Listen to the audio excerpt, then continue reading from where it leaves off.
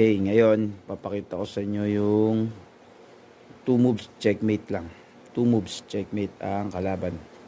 Kailangan ikaw yung black. Itong kalaban mo ay ang white. Siyempre, unang move ng white. Halimbawa, kapag ito ang unang minove ng kalaban,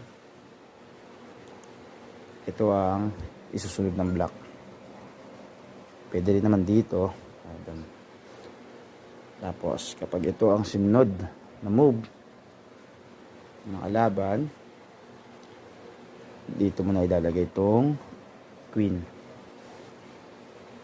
At dyan, mati-checkmate itong king.